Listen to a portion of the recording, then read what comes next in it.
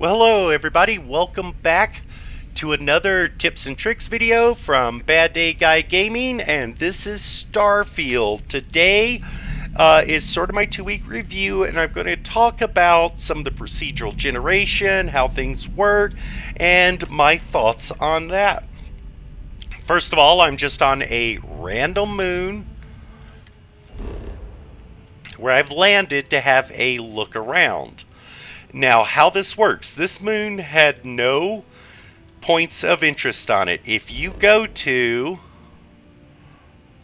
an actual planet that has points of interest, you will see these are the handmade locations where Bethesda has handmade as part of the primary missions, primary locations.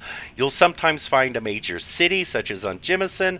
You'll have secondary points that are part of the secondary Radiant quest, stuff that's storyline important that is all handcrafted by Bethesda. Everything beyond that is procedurally generated, and I will explain how the procedural generation works. Until I landed on this planet, nothing exists. This planet is just basically a graphic sphere. There's no terrain, there's no animals, there's no nothing. If I show the resources, this is part of the original, the planet was made, how it looks is made, and this layering of primary resources, this is put in by Bethesda. So this will be the same for everyone. The planet will look the same for everyone. So here's this little bear paw of resources. When you start the game and you go here, this bear paw of resources will be there for everyone. But when you land on a point, such as I have landed, the terrain, everything will look completely different. Now, there is the biome. We're on a moon. Like these rocks, these hills, this stuff will be different. This is procedurally generated when you land. It is landing that procedurally initiates the procedural generation fully. Now, those buildings over there, those are random points of interest that pop up that is activated by landing your ship. I found there's approximately a 3,000 kilometer radius that points of interest can spawn in. But your total geographic spawn in, the procedural generated land, actually goes out to approximately 30,000 meters. I've ran to what I estimated was that distance. There was nothing in scanner range to confirm, but based on my timing, that's pretty much what I think it is. And I think that's like the cell, and that's where you run into the invisible wall. What that is, I believe, is the extent of the procedural generation, and I think they put that cap in because the algorithm that is generating this, if you go beyond that, might get a little wonky. You might have floating rocks, you might have mountains that are 1,000 meters tall but only 3 meters wide. You could probably get some weird wonky stuff by going too far. So what they did was they put that cap in, but there is a way around that cap that works, is 100% workable, and I have done it. Not on a moon this large, but on a moon. You have your cell radius that the geography spawns. As you run past your 3,000 meters where the buildings and everything are, and keep running, the land, any atmosphere, plants, animals, that stuff will continue to spawn until you hit that invisible wall. However, if you can figure out where that invisible wall is, and then you land just on the other side again, it will create a new initiation for the procedural generation. And this is a cool little tip that I found. See, I landed right next to these buildings. These were spawned in as part of the procedural generation. Now, because of the fact that I landed close enough to the other point that 30,000 meter procedural generation overlaps, I would technically, I'm not going to do it here because it would take several hours, I could run back to the first landing point past where that invisible wall would be, because that landing point still exists. It is generated. This point now exists. It is generated, and since the two touch, you can run all the way from here to there, and that invisible wall disappears because it's just running off the previously generated terrain that is surrounding you, the things that you can see, so you would be able to do that. So if your planet is small enough, I did it on a tiny rock-sized moon, I was able to run almost completely around the planet by doing multiple landing spots. So you have 2 here, you can do 3, you can do 4, you can do 5, you can do 6, probably here, you can do 7, and then you can probably do 8. Now, I wasn't able to go quite all the way around because I ended up with an invisible wall at the last spot. I think the planet was just a little bit larger. So if you were to go at a smaller radius around like a southern hemisphere, you could definitely create a corridor to run all the way around a planet. So that is kind of cool. But every single spot will be procedurally generated as you land for up to your 8 points per planet. Now, one of the things I recommend is not to do that. You will end up with a straight line, kind of interesting, but the key is to maximize the amount of point of interest spawn-ins on a planet that you can get. So like I have here, and then so if you go down here and I were to land here, you would have a larger area, and then one here, and then maybe one up here. You could end up with an entire side of the moon, which is great on these tidal locked moons. You could end up with multiple landing spots that are all overlapping enough that you can run around in a huge area and have tons of points of interest all able to be shown up in one particular area. Now, there's a catch with the local maps. Everyone complains about the local maps. Let's bring up our scanner. Let's bring up the local map. Here's the local map.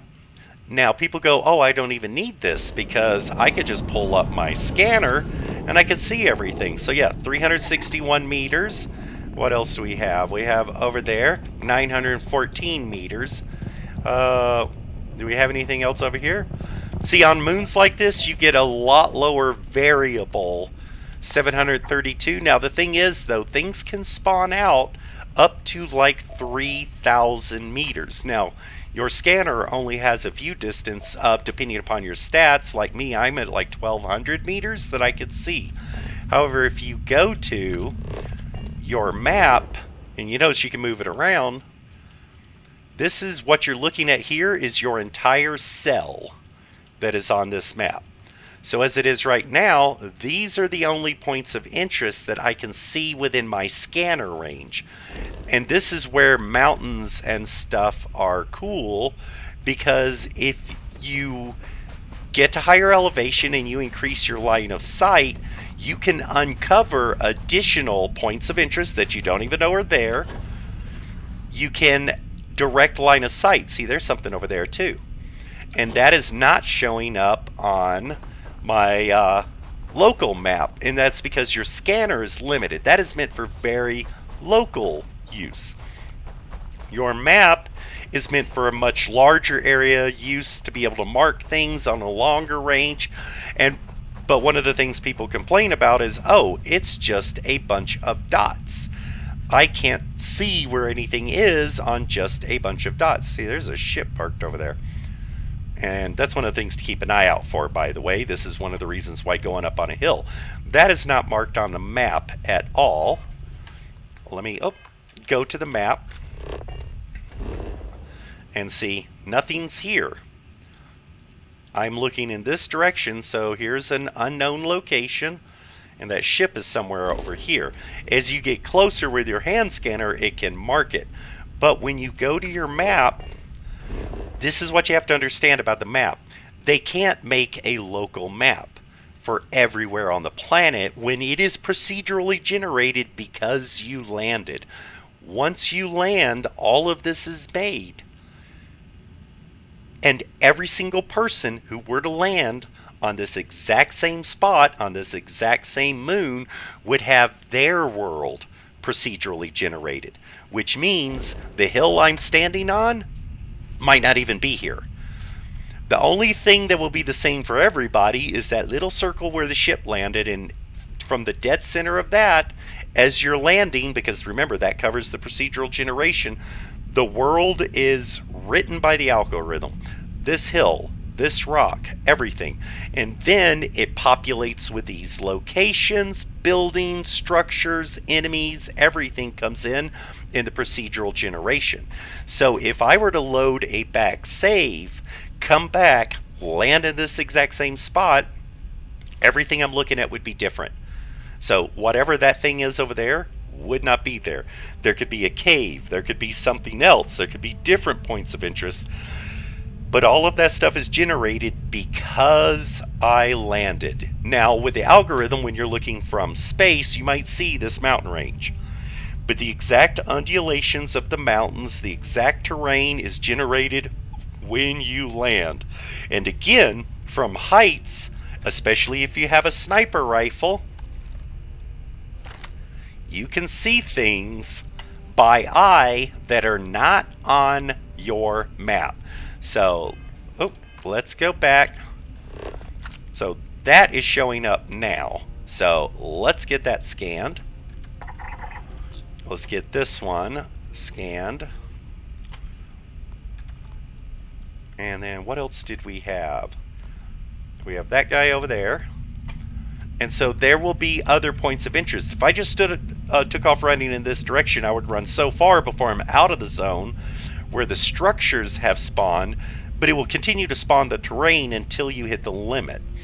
But if you want to maximize the stuff that's around, land in a pattern. Try to keep yourself within touching cells, and you can populate a much bigger area with much more stuff. And again, the map is just a general representation of the terrain, because if you look, most of this is not going to be there. These hills don't match what I'm looking at.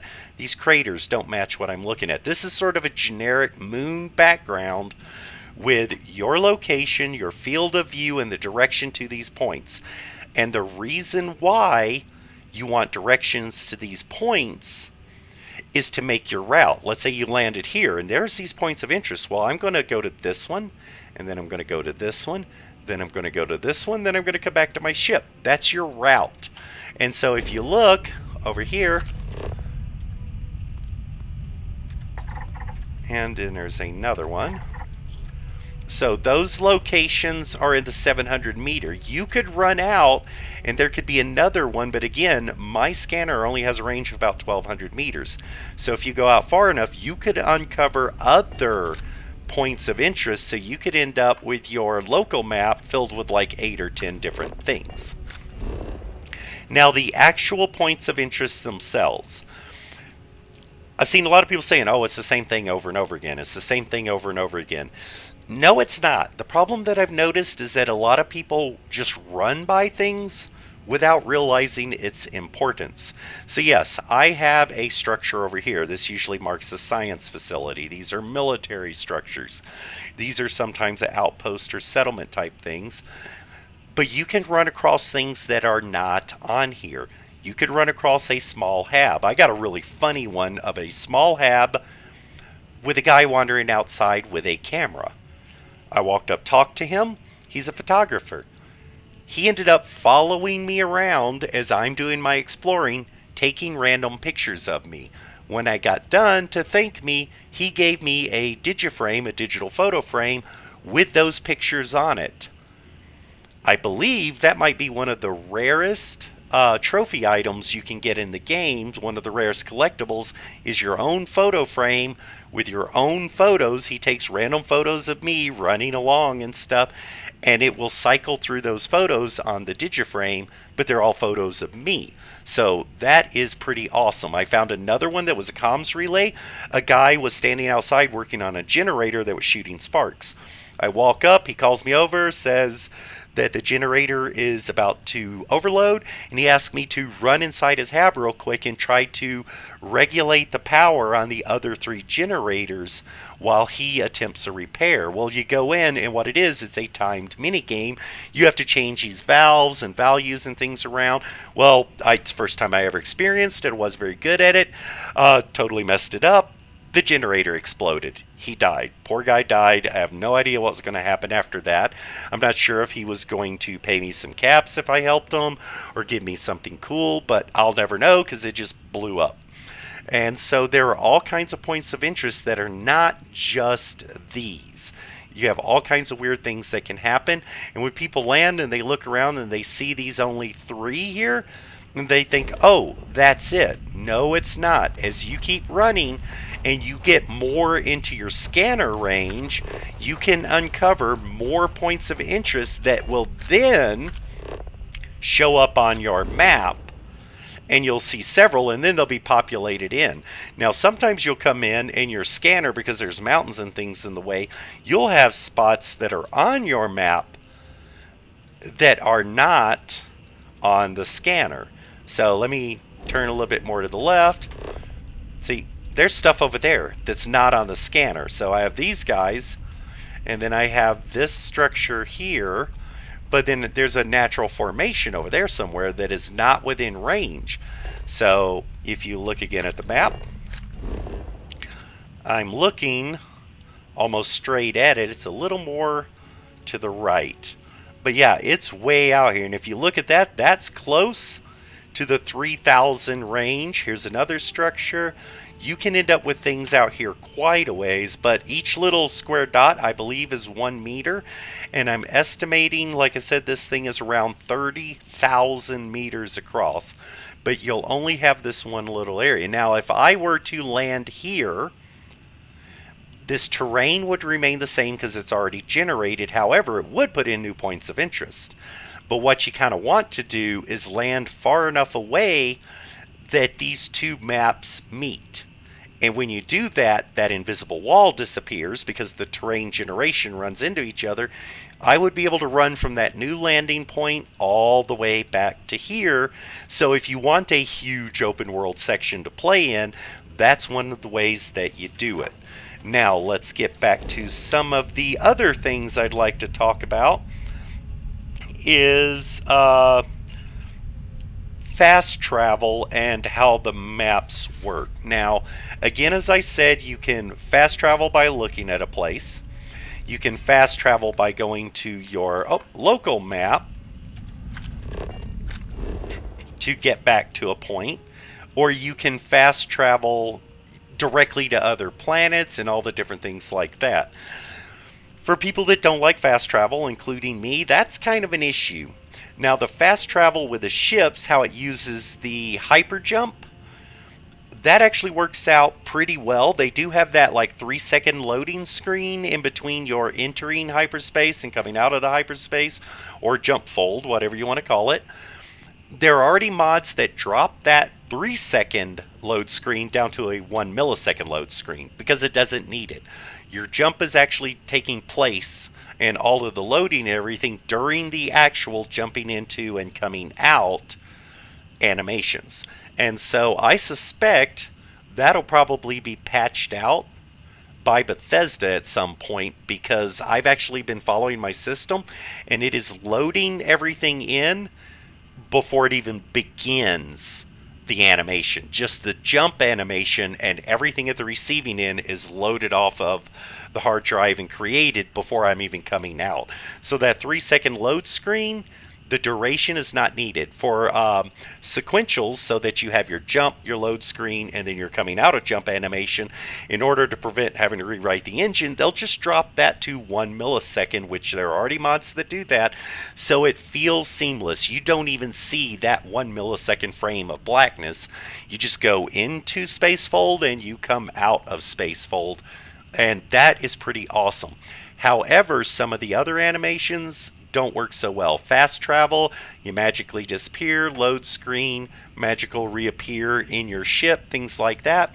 I want to change, would love a mod to change the ground-based fast travel. What I would love to see is you initiate fast travel. You have a second or two cut screen of your character walking into the sunset, kind of thing. He could just be walking away short, close to the camera. He could be farther away, walking off. Just a quick cut scene of him walking, and then have the cutscene of fading into him walking up to the ship. I don't even like that he fast travels to the inside of the ship. I would rather the fast travel be him walking away from the point where you were, walking into your ship, and then dropping back into first person. And then you would have to actually board your ship. The thing I despise the most, though, about all the fast travel is taking off and landing. I want to get in my ship. I want to launch into orbit and then pick my course. I'm sorry, I love my ship. I want to take off. And the problem is landing. Once you land at an area, the first time you get that beautiful animation of your ship landing. That is because that is to cover up the procedural generation of the world around it. Once that procedural generation is created, though, it's locked in. It doesn't have to do that the next time. So then when you go back to land, you just fast travel and boom, your ship is there and you're standing in front of it. I hate that. I want to bring back, by default, the ship landing and you're physically having to get off of it. I know a lot of people hate that. There's speedrunners who want to go through the game. They don't want that. People just fast travel everywhere. But to me, if you're going to have a ship, I want to take off and I want to land and I want to get off the ship. So that's one of my bit of a rants about the fast travel side. But again, this map is very basic when it comes to a background. It's just designed to give you direction and distance for all of your points of interest. See, now, like if I actually spread this out and look, I've got quite a bit of items to look at. So if I were to look at this, most likely what I would do is go directly to this structure, move up and check this base, move over to check this one, then I probably have it a full inventory, so then I would fast travel back to the ship, and then I would head out and check out this natural formation, and then move over, check out this structure, and then once I think I'm done and I haven't seen any other ships or anything around that are not on the map again, because there are instances, things that you trigger an enemy ship landing, things like that, that are not on this map yet, but will appear as you're running around. So while I'm doing all of this, if I don't see anything like that, then I would probably fast travel back to the ship, and then I would take off. And unfortunately, for most of the things, such as with this ship, even if I get in my ship and manually take off is the only way I would see that. If I just want to fast travel, like back home, here, this is what I despise the most. Let's go home directly. X, jump. And I'm going to be... Oh, let's take him down. This is awesome. This is the only time that it's actually pretty cool. When you jump in and you get instances like this, this holds the immersion at least somewhat, but I would have rather had a better coming out of hyperspace animation, even though it dropped me directly into combat.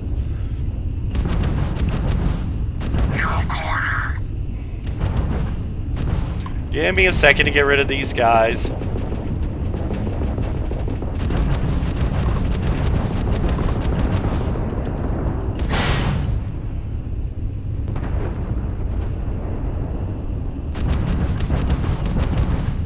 Okay. I can't be a part of this. Okay. There's no getting out of this one. Look, we really need to talk. Okay, how about we just, I wanted to land. But like on my planet here, you had a science outpost that was actually here, and then you had a mining outpost. Again, I've spoken about this in other videos. I've been experimenting with landing in different places in order to populate more stuff in. But as you fast travel, so like if I were to go to, I won't let me do it while in combat, so there's another way around this. Nope, it won't even let me jump out because I've already engaged them. Alright, give me a moment.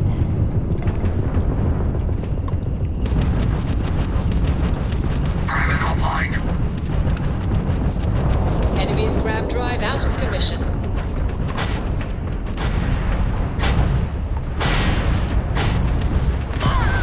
Okay, never mind.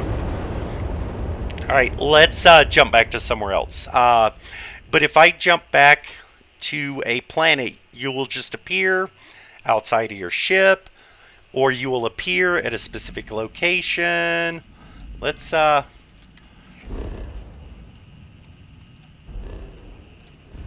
just jump back to, let's go to Alpha Centauri. Hold on. Toilman.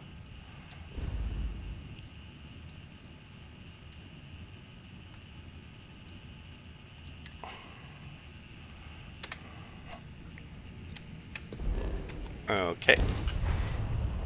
There's a star behind a star. I actually went to the wrong one. Welcome to UC Space. Maintain your current course while we scan your ship's cargo.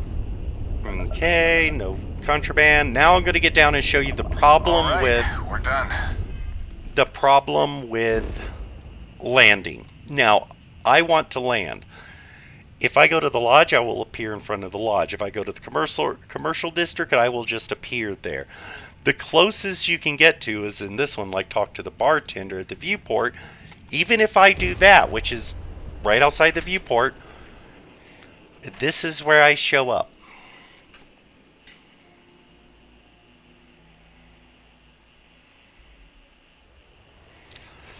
Standing in front of my ship. So the ship doesn't land once you've been to a place, and I don't like that. I want to bring back at least the animation. I know that the animation triggers the procedural generation, but there's got to be a way around that that allows me to land my ship and exit it without doing this. I mean, I want to keep these options. I want to be able to fast travel to any of these points from space if I want to, but I want to be able to land my ship. And notice there's no option. You can't select the city and land as any kind of an option. So I would like that back. Now these other places which haven't been yet, they are pre-made, but the surrounding terrain is procedural generated. So once I land there, then everything will be procedurally generated, and then after that I can go back and land there, but I will again magically appear. You won't see the ship actually landing. So that's a part that I don't like at all. Now, the different type of procedural generated items versus the story items. You see the Grissom, you see the Eye, you see the different locations for bases and star stations and stuff. These are storyline elements. Occasionally, you'll see procedurally generated elements pop up, like radar contact or sensor contact, and you go there and it's a random thing that is a procedurally generated side quest, not a manufactured by Bethesda handmade side quest. You'll see different things like that pop up. So even if you go into a system, you could come back and there could be one or two new things around. But all of these handmade things will be the same for everybody. They will be in the same locations. They will have the same look. All the, every piece of junk will be in the same place. But for all the procedural generated stuff, that is different. Now, when you look at the actual procedural generation with the random encounter creation, there are literally encounters that are 1 in a million. And this is where people speed running the game are missing out. This game was made to literally play for years before any DLC is brought into consideration in order to be able to kind of see everything that's in the game. And even then, with the procedural generations and things having such high odds of popping up, such as the one photographer I came across, he's like a 1 in a million procedurally generated random encounter. And with this game, if you're just running around completing the game, you could be passing up encounters that are really fun, really great, really entertaining, but because of the odds, you could be passing it forever. You could play the game for the rest of your life and never have that come up again because of the fact that it's procedurally generated with the random encounters. You would have to have the exact same positions. Even if you went back and loaded an old save, as you're going through, the procedural generation will be different. So then that random encounter will not happen. So the replayability as far as exploration is massive because there's so many options, so many thousands of different encounters and different things you could have and points of interest. I have been in a situation where I went into a underground facility that was populated by pirates. I went through, there were X amount of pirates, I did the combat, I completed it, I got the chest, I got the stuff, but then later on my way out I died, so I reloaded a prior save. I went back in, and it was the exact same facility, but now it was populated by zealots who had different kind of weapons, different kind of armor, and there were different numbers of them in different locations of the facility.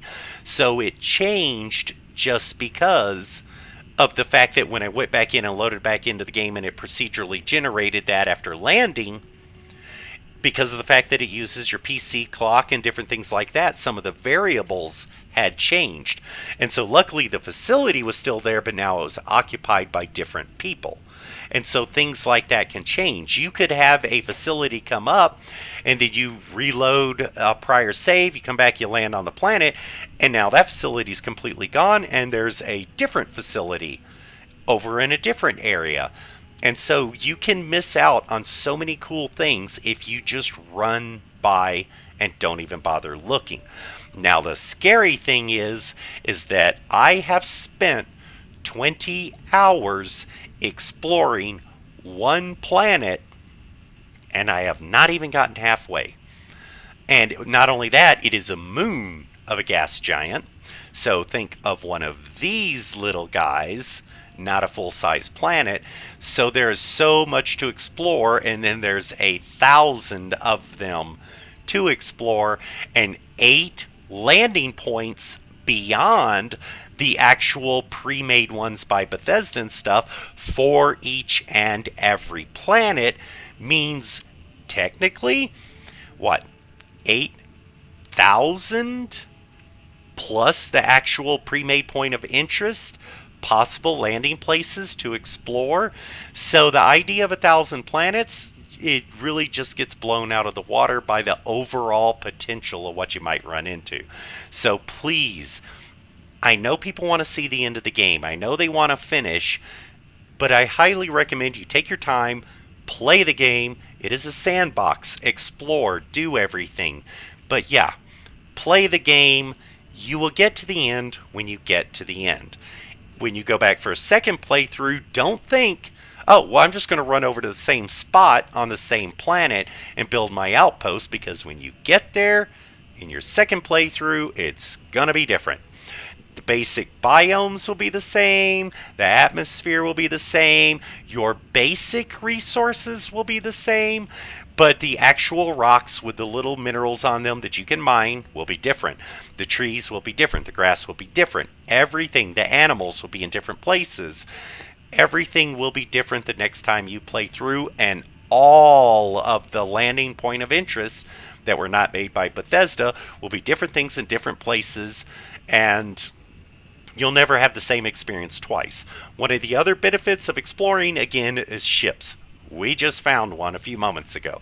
You run over there, I bet I would have been able to wipe out some pirates or somebody, and I would have myself another ship. So yeah, as a side note, don't buy ships. They're everywhere. And so that's pretty much how I wanted to have a little bit of a discussion about this. And remember, when it comes to the maps, people are like, oh, here's the map of this planet. Oh, look, There's one point of interest on here. Okay, well, that's lame. There's only one thing to do. No, there's one pre-made point of interest. Remember, this is Starfield. You are an explorer. The reason why there's no map is because nobody's made one yet. You're the explorer. It's up to you to make the maps, guys. So don't complain about lack of content because it's your job to make the content pop into the game. So on that note, this is Bad Day Guy Gaming signing off.